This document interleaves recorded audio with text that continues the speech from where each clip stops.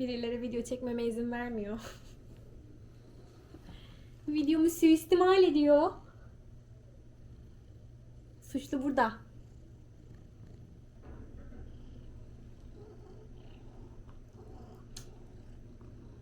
Ben evden bir saat falan gidince torunun bana olan özlemi gerçekten bu yani. Hani aralıksız bir yarım saat falan şimdi peşimden ayrılmayacak. Farklı bir odaya gideyim, oraya da geliyor bu arada. Ve sadece kendini sevdirmeye çalışıyor şu an. Gerçekten inanılmaz sevgi topu bir kedi yani. O konuda kendimi çok şanslı hissediyorum hep. Neyse, birazcık hayat güncellemesi vereyim. Neler yapıyorum bu aralar? Yani aslında son videolardan itibaren hiçbir şey değişmedi yani. Burada artık tabii Christmas şeyleri çok fazla. Christmas marketleri kuruldu.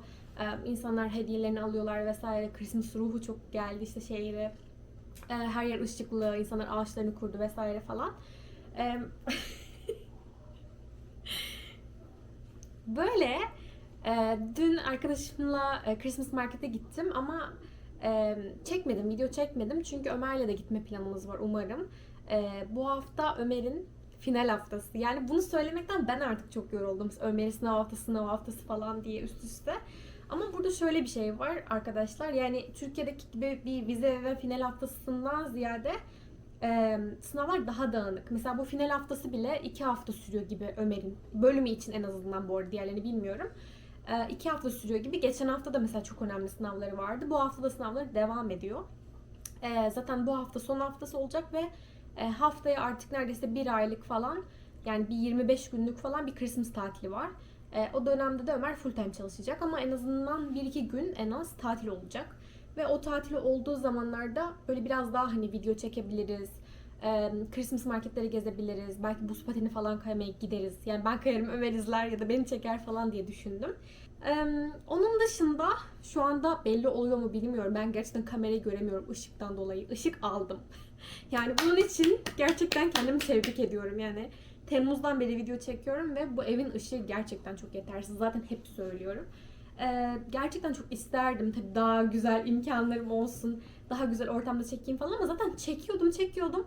Sonra kendimi izliyorum, bakıyorum falan, böyle sanki tost makinesiyle çekmişim gibi bir, o kadar kalitesizlik yani. Sonra dedim ki işte Black Friday falan da yakalamışken burada internetten, Amazon'dan sipariş verdim. Zaten fiyatları çok pahalı değildi ama yani ben çok gerekir mi noktasından emin olamıyordum. Ha bir de mesela yazın şöyle bir avantaj oluyor normalde. Bu ev gerçekten çok güneş alan bir ev. Hava 9'da kararıyor neredeyse. O yüzden 9'da karardığı için de hani çok fazla bir ışığa ihtiyaç olmuyordu zaten. Onun dışında Ömer şu an yine işte. Bugün pazar günü. Yarın Ömer'in tatili. Ama normalde hem okul olmuyordu hem iş olmuyordu pazartesi günü. Ama yarın sınav koymuşlar. O yüzden okula gidecek. Onun dışında salı, çarşamba, perşembe ve cuma günü sanırım Ömer'in uzaktan dersleri, sınavları var. O yüzden okula gitmeyecek ama evde sınava girecek falan. Bu hafta o yüzden biraz daha rahat geçer ikimiz için de diye düşünüyorum. Böyle yani planlar bu şekilde.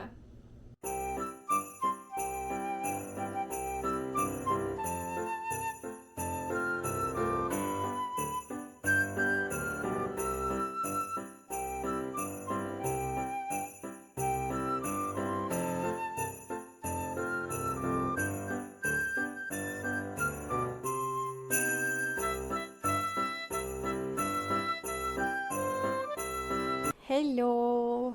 Biz bugün ne yapıyoruz? Bugün hockey maçına gidiyoruz ama daha önce biz böyle çocukların içine gitmiştik. Çocuk dediğim de gençler yani. Şimdi babaların içine gidiyoruz. Araba Senators Evet. maçına gidiyoruz. Şehrin biraz dışında, o yüzden uzun bir yolculuk bekliyor bizi. İki otobüsle gideceğiz. Arabamız olmadığı için.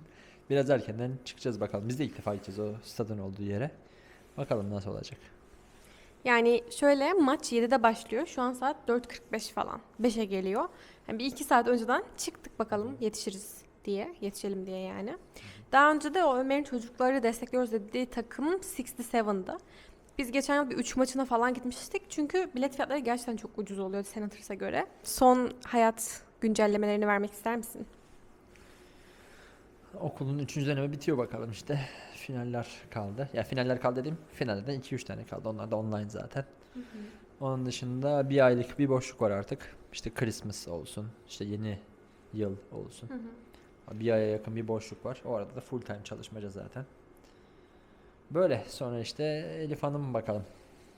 Başlayacak bir ay sonra artık okulundan işine. Benim okula başlamamla alakalı Ömer muhtemelen daha heyecanlı ki. Böyle konuştuğumuz herkese şey diyor. Elif okula başlayacak. 2 aya kaldı. 1,5 ay kaldı. 1 ay kaldı. Sürekli böyle bir güncelleme veriyor yani. Çünkü beraber gideriz işte yani. Evet. Beraber okulda, işte de aynı zamanda aynı yerde çalışırsak falan. Güzel olur diye düşünüyorum yani. Güzel olur canım. Tatlı olur yani.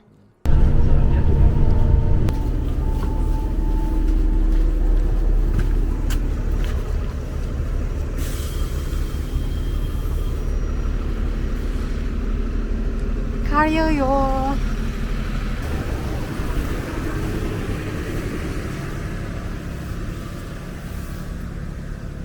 Şimdi ikinci otobüse binebildik sonunda. Ama bir 5-10 dakika falan beklemişizdir ikinci otobüsü. Çok beklemedik aslında ama gerçekten soğuktu yani. Esiyordu. Evet, esiyordu. O yüzden bir de kar da vardı biraz hafiften. O da saçını başını ıslatıyor. Belki bir şapka takmazsa. Onun dışında soğuk ya ama otobüsler sıcak bak baktığı zaman. Hemen ısınıyorsun bak. Evet mesela. evet. Otobüsler sıcak ama işte o bekleme süresi ya, sabit bekliyorsun ya, bir de o kötü yani. Ha bir de pis. O da var yani. Gerçekten şu otobüsün içini çeksem ve paylaşsam şey olur, viral olur yani Türkiye'de falan muhtemelen yani. Onun dışında şimdi bindiğimiz otobüste bu arada son durak Canadian Tire mı? Canadian Evet, Tire Tire Center Center olarak geçiyormuş. Stadyumun ismi. Bayağı büyükmüş herhalde. Zaten Senators formalı insanlar falan binmiş yani. Bizim gibi otobüsle giden başka fukaralar da var demek ki yani. Taraftarlar. Aynen. Vallahi bilmiyorum, bu maç muhtemelen çok daha büyük olacak zaten, diğerine kıyaslayamayız ama işte bunu da şeyden emin değilim ben. Acaba ne kadar görebiliriz falan. Görmekle aşırı sıkıntı yaşamaz çünkü ekranlar olur bu sefer. Bu sefer dört Gerçi yandan da doğru, görürsün doğru. bir. Ama şimdi bugün salı değil mi? Evet. Salı günü maç ne kadar dolar onu bilmiyorum yani. Hani salı günü insanlar hafta içi soğuk bir de üşenirler diye düşünüyorum ama gelebilirler. O yüzden zaten bilet ucuza denk getirdik biz bana sorarsan yani. Son şeylere denk getirdiğimiz için. Hem salı günü hem bir de maç tarihine yakın aldığımız için ucuza geldi yani. Sen böyle diyorsun da bence oraya gittiğimizde yine full bir stadyumla karşılaşacağız yani. Görürüz zaten orada da. İnşallah öyle olur. Böyle yani. Bu arada burada bu şeyleri falan yine hokey maçı bilmem ne falan izlerken yine konserlerde vesaire olduğu gibi, sinemalarda olduğu gibi bir sürü yemek alanı oluyor. Yemek statları mı oluyor diyeyim. İşte alkol oluyor. İnsanlar genelde biralarını, dayılar falan böyle biralarını alıp oturup hokey maçı izliyorlar. Güzel bir şey burada yani. Lafını kesiyorum. Mesela şu an hani artık maça bir saat falan kalmıştır. 7 dolara düşmüş mesela. Göster 7 istiyorsun. dolara bilet var. Ne bu site? Merak Neydi edenler ya? varsa. Neydi ya? Dur bakayım. Game Time. Game Time. Game Time diye bir şeymiş. Gözüküyor mu o mesela? 7 dolar şurada gözüküyor da. Niye o kadar Olsun. şey? Yalan mı söyleyeceğiz sen? Yalan mı söyleyeceğiz, aynen. Bakarsınız. Böyle bir şey yani. Ya biz geçen bilmiyorduk bu arada. Ama hani 67 için zaten dediğim gibi biletler çok pahalı değildi. Ama şey hoşuma gidiyor ya, böyle taraftarlar manyak taraftar yani. Hani hepsi formalı, çocuğundan 70 yaşına kadar falan. Hani gerçekten çok çok büyük bir kültür ya burada hokey maçı kültürü. Mesela futbol Türkiye'de biraz daha böyle, biraz daha değil, %90 erkeklerin tuttuğu, erkeklerin ilgi gösterdiği bir spor. Yani tabii kadınlar da izliyordur ama çok nadir. Çok az, çok az. Çok nadir. Burada mesela neredeyse %50 diyeyim yani. Hani hem çocukları da geliyor, kadınlar geliyor. Onlar da çok ilgileniyor ve gerçekten bütün bir birlik, beraberlik şeklinde bir hobi yani. Ama onun sebebi biraz da şey ya. Şimdi mesela Türkiye'de futbol mesela. Şimdi maçı izlemeye gittin. Full agresiflik, küfür, kıyamet mesela. Burada adam almış birasını, popcornunu, Evet. çoluğuyla çocuğuyla gelmiş.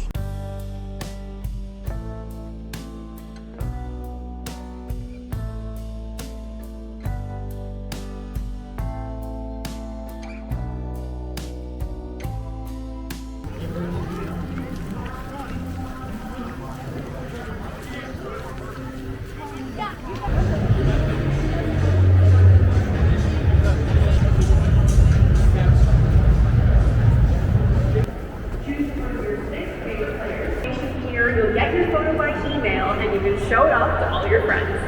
Pose with Pros presented by Bell. Now the Canadian Tire Center and anywhere you see the center. Anybody's better know. That's Gladiator. That's the Senator Sans Army. Let's welcome to the ice your Ottawa Senators.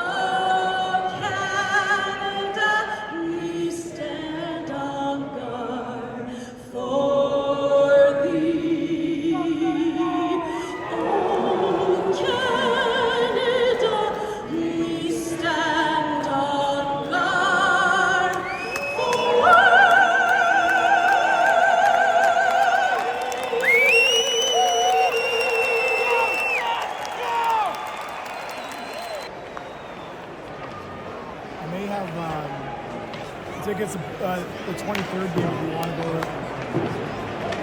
we're in the States. We're in the 23rd of December. 19th and 23rd in Canton. And Bella Purple, are you guys gonna come watch it?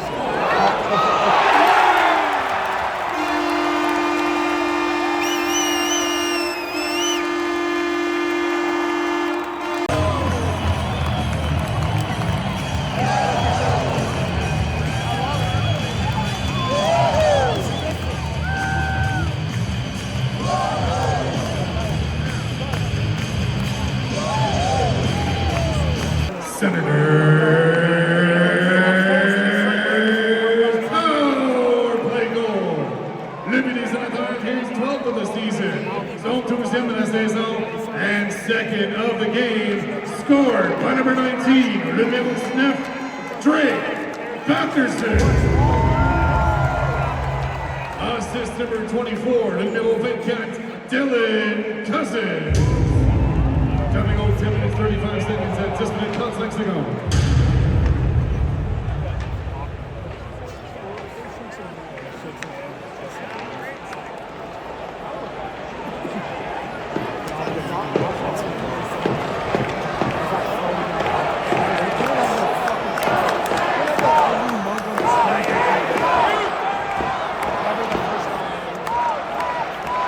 Please add an assist to Ottawa's third goal to number 18, Tim Stutzler.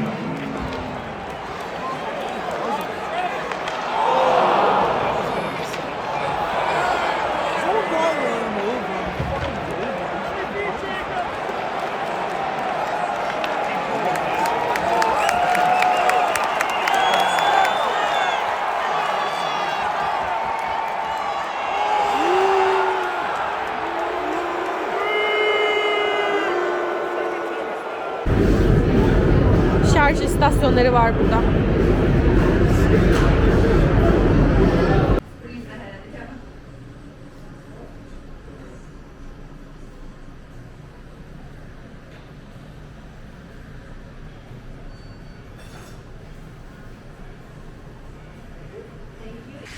Selam.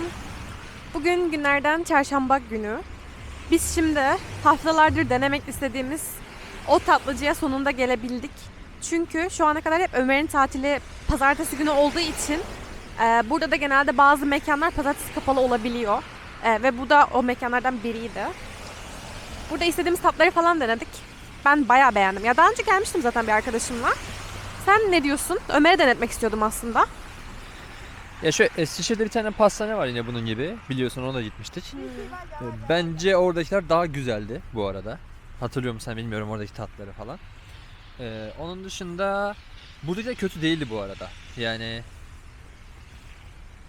mesela fıstıklı bir şey var ama işte benim fıstık sevgimden kaynaklı 10 üzeri 9 veririm mesela. Ama o benimle alakalı bir şey yani. Bilmiyorum başkası verir mi? Yok ya seninle alakalı değil. Bence gerçekten güzeldi yani. Ha şöyle, ya Türkiye'de böyle bir şey erişmek çok zor değildir eminim ama genel olarak Ottawa yemek konusunda inanılmaz iyi bir yer değil. İnanılmaz iyi bir şehir değil. Toronto'ya, Montreal'e falan kıyasla. Dur bizim şeyimize göre. Bizim yorumumuza göre. Özellikle onu söyle de. Evet, doğru. Böyle yani. Tavsiye ederiz yani güzel baktığın zaman. Ama Ben kışın gitmek kötü ya. Şimdi kışın şöyle arabanız varsa yine güzel tabii. Yine bir problem bak arabanın mesela. Çünkü biz yürüdük falan böyle burnun akıyor. Bir şeyler oluyor. Mesela bir şey yiyeceksin ama burnun falan akıyor. Tadı çok alamıyorsun. evet. Bir de küçücük porsiyon zaten. Sen onun tadını alana kadar zaten bitmiş oluyor yani. Burnunu temizleyeceksin ya da. Bir de bugün böyle evden çıktığımızda çok soğuktu. Tatlıcıya girene kadar benim suratım dondu yani. Resmen felç geçiriyordum soğuktan, rüzgardan diyeyim. Şimdi mesela rüzgar olmadığı zaman çok okey. Gerçekten yani dışarıda kalmaya, yürüyüş yapmaya falan okey bir hava bence. Ya tabii çok sıcak falan değil tabii ama yani dayanabileceğiniz bir hava öyle diyeyim. O yüzden şu an bir tık daha iyi ama böyle kar böyle bazen çok rüzgar olduğunda yüzüne vuruyor böyle gözlerine giriyor hiçbir şey görmüyorsun. O Zaten yüzden şemsiye var yani. Yani buradakiler kullanmıyor pek neden bilmiyorum ama bayağı gözüne geliyor şemsiye. Evet. Çok işe yarıyor aslında ama kullanmıyorlar yani. Şimdi de Bayvard'ın o tarafa geldik. O klasik meşhur Ottawa yazısının önündeyiz yine. Zaten pek de bir yer yok başka yani. Doğru. Ben böyle bazı insanlar videoların yorumlarına şey yazıyorlar işte Ottawa şehir turu bilmem ne yapar mısınız falan. Yani burada benim şehir turu yapabileceğim bir parlament binası var. Bir Bayvard var. Zaten Bayvard'ı falan da çektim bir iki kere falan.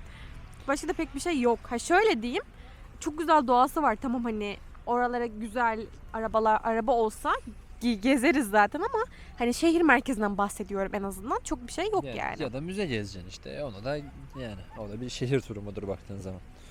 Böyle. Yok ya yok yani adamlar zaten kaç yılında gelmişler buraya. Hani bir şey yok ki öyle tarihi bir yer yok.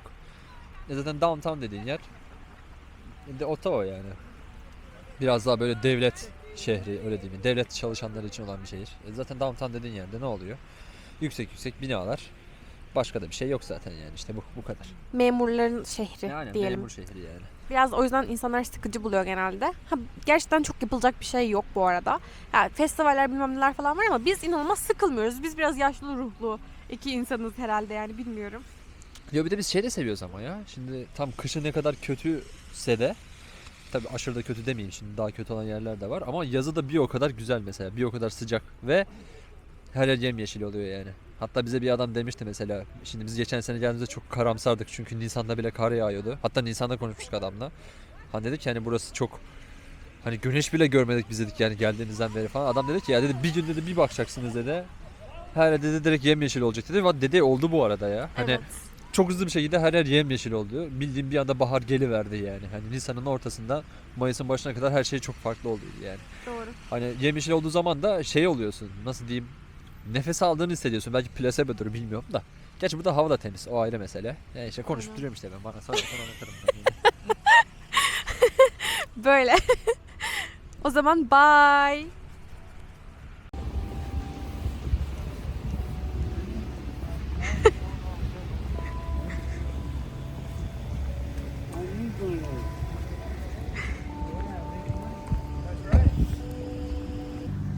Satış alanı mı acaba bu? Satacaklar bence bu arada. Biraz üzücü bu arada. Bu konuda ne Bu arada düşünüyorsun? çok kokuyor lan. Gerçek çam bunlar ha. Evet. Ne diyor? Anladım zaten. Evet. Kapatmışlar dükkanı. Kapattıkları hali bu. İşte bu kadar güveniyorlar işte. Mesela Türkiye'de o zaman bir gecede bitti burası. Bir gecede.